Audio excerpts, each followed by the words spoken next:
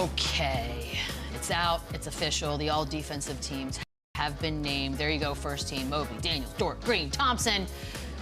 Not the Pistons, Thompson. All right, fair enough. We're gonna, you know what, Chandler? They're out there. We can start this bad boy now. What do you think overall? On the second team, I think they gotta find room for Jaden McDaniels, right? Like how is he? Who are you taking off then? Oh, I don't want to discredit any of these guys. They're all great defenders. But I mean, you want to take someone you're gonna off. put a Portland Trailblazer on there who finished in the bottom 3 that clearly didn't defend that well. That kid's a stud, and I know he's bringing in possibly 2 or 3 first-round picks his trade value this summer, which is crazy, but they're all deserving. Jalen Williams also, he's a stud. He defends. I think when I think of the defensive team of the Thunder, I think of Caruso and Casey Wallace, honestly, before I think of Jalen Williams. They just don't play enough minutes. But I think they got it pretty right. And let's not forget, Wemby would be all over this board in Defensive Player of the Year if he was healthy. You don't have to remind me. That was his about halfway through the season. But McDaniels is the only beef I have. The guy guards the best player on the best team every single night, and they're in the Western Conference Finals, and their defense is great, and he's versatile. I think he's got to find his way on there. Does everyone agree that was the one sticking point on the chart that everyone's like, meh? I'm just happy I saw Dyson Daniels up there. Look at the segue that you just did. He's no Evan Mobley love? No, I'm happy for him. No Celtics. No Celtics. I ain't a salty ex, Evan. I'm happy for you, bro. No Drew Holiday or Derek White on there. No Celtics. Great defensive You've known Dyson Daniels 10 minutes. That's crazy. I like who likes me, man. Okay. Wow. Okay. All right. There you go. All right, George. It's time for you to talk about your teammate, Dyson Daniels. Talk to me. Strengths, perimeter. What's great about him? Honestly, I've never seen anything like it. Someone that can guard on the perimeter and create on-ball turnovers. He just steals the ball where guys are dribbling in front of him. Where you can't ever take that for granted, right? You're going into games and he's averaging 3 steals a night, as you see right here. Some of the other team's best players are ending games with 3, 4 turnovers just because of him. I've never seen anything like it, and he's a hell of a defender. Do you guys actually call him the Great Barrier Thief, or no? What do you call him? Dyson. D-man. Boring. You got to chill, Chandler. But no, we don't call him the Great Barrier Thief, but he does have a cool Australian accent. And, it's points. Great dude. It'll always get you points. Yeah. Lou, you have any Dyson Daniels love? I mean, you do like to represent Atlanta when you're up here.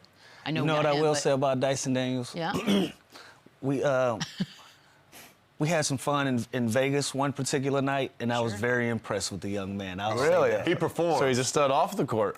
What the? Means more to me. I was very impressed. You with should elaborate, because I got to be honest. People with minds like mine are like, "What are you talking about right now?" That's okay. You got some Lou Williams. It got some Lou Will. It is. Good for him. It is. I didn't see that. His repertoire. Yeah. That's a surprise. At I didn't see that. 22. Very impressive young The man. accent, guys. We're suckers for the accent every single time. Is he the best perimeter defender? Let's get it back on track. I think so. Anybody disagree? Yeah. He's got a head-to-head one-on-one I defender. mean, Lou Dort, he's great. Drew Holiday, he's not even been on there. Shout out to Lou Dort, too. Lou Dort gave Scott a bloody nose yesterday, then whacked his teammate as well. How about Scott Foster getting 2-piece, but kicked in the stomach by Julius? You know, Chris Paul stood up somewhere. I know. No, he was at the game. Chris Paul was at the game. God, we need to see his reaction when that happens. That's true. Why didn't the director give us a shot? The cameraman was supposed to be on top of that. Dudes. Hilarious. Is Dyson Daniels untouchable in the? I hate to talk about trading. Lou, moving on to you. Absolutely. If you're trying to create an identity on the defensive end, if you're the Atlanta Hawks, you'd be crazy to trade this man. Instead of that, I think you build around him. You put some other defensive pieces around him. Obviously, you know what you can get on the offensive end. You know, they're going to have their fair share of things to figure out this summer, but Dyson Daniels ain't one of them. And also with Trae Young being able to be himself offensively, who better than Dyson Daniels, one of the best perimeter defenders, to kind of free him up, take on that ownership of guarding the best scorer on every single night. You don't think they would ever try to move Trae Young and figure something out? Can we change the subject? Not you. I'm not even talking to you. Dude, he's sitting right there. Yeah. Next thing you know, Chandler's gonna be like, you should trade George. You know they're gonna throw him in there in the trade. Okay, you know what? Yeah, Fine, George, I'll move on. just sit it out, because they'll trade any of us. Yeah, and we're Luka all got traded. Do you think you're safe? That actually should be something you tell yourself on a daily basis, George. Luka got traded. It changed the whole game. Everybody's See? tradable. That's an affirmation. There we go. You're welcome. Evan Mobley, let's talk about that for a second. Obviously, you know him well. Defensive Player of the Year, the Wemby thing was a part of that. But is he just basically a write-in now for the next 10 years on all defense? I mean, it's going to be hard to argue not. I mean, he does such a great job of defending on the perimeter and then protecting the rim.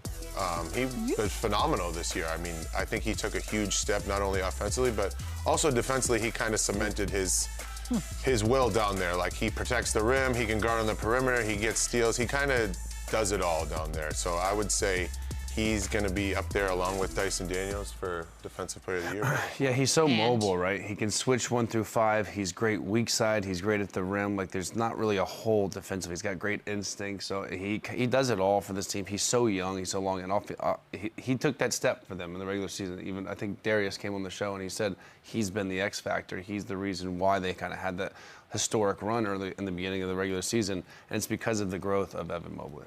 But they've also said, they being the Cavs, that he needs to take a step offensively, Lou.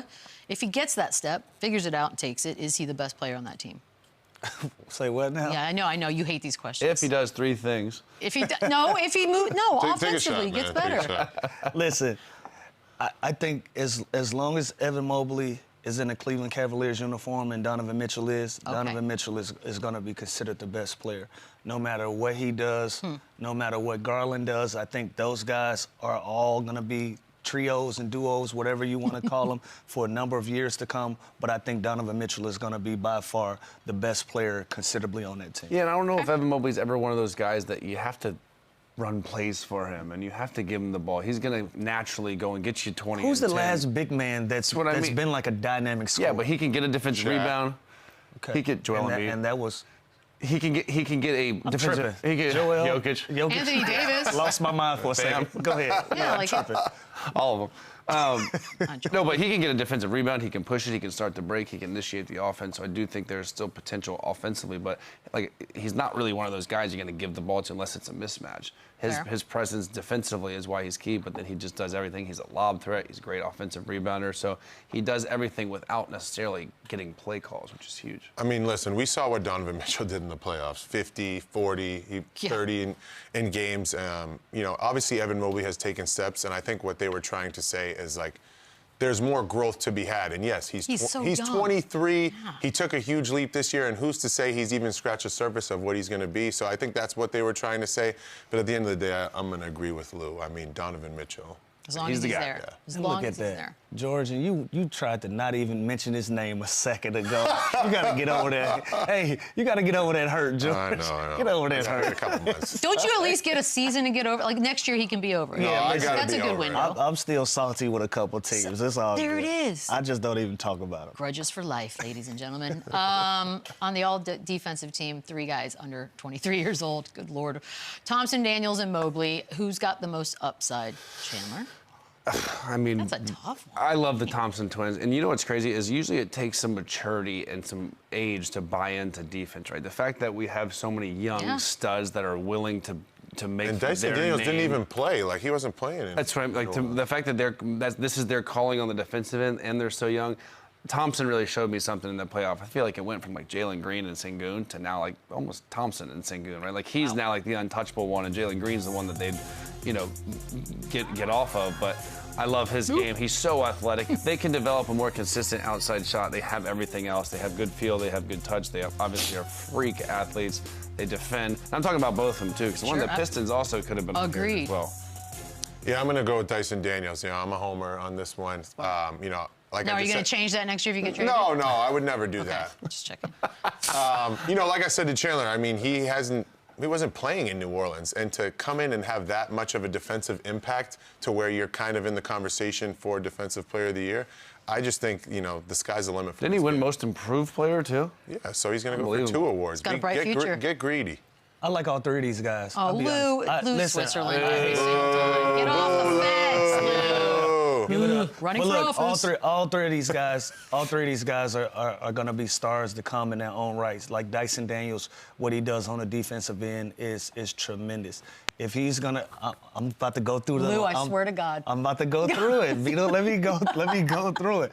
I think he has great upside if his offense catches up with how impactful he is on a defensive end. But Amon Thompson is dynamic. He's incredible. I think he's going to have the opportunity to grow his game more than a Dyson Daniels. They're actually going to put the ball in his hands from time to time in certain scenarios. And obviously Evan Mobley, what he's doing, he's stretching defenses out to the three-point line. If he can kind of bottle some of those things up, find an identity on the offensive end. Am I going to be a stretch five, or am I going to be an offensive rebounder? Is that how I'm going to get my cheese? Or am I going to play in the mid-range? He's got to find his identity on the offensive end. So all of those guys have different things that they can work on that can help them with their upside. Evan Mobley, I think, has the most potential to be like a star, right? Like he's already an all-star. And I feel like that about Thompson. He's on a good team. They're going to win a lot of games, as is Thompson. So it's got to be one of those. But will you feel that way if Houston brings in like one of those One of the big guys. It might stunt his growth a little bit. Don't say that. By the way, you think the other Thompson is mad now? Like, do you think this is going to cause a divide? No, they're between connected. Thompson? They're connected at the hip. Yeah, they share success. Twinning them? I'd be pretty angry about They it. sharing success. We're going to take a quick break. On the other side, a new segment. Tell your friends, hurry. You're not going to want to miss this. What? Run it up, run it back, run it up, run it back, yeah.